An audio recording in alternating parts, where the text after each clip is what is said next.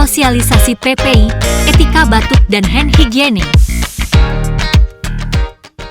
Teman-teman, kita etika batuk, belajar dengan etika batuk dan bersih.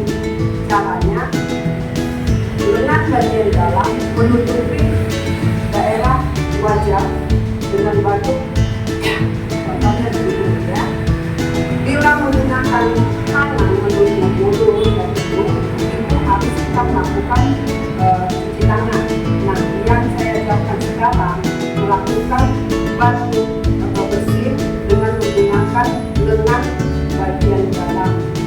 Ayo kita sama-sama. Putar ke belakang kan. Tunggu. Sela-sela jari. Gerakan ini sini. Kedua. Kemudian seluruh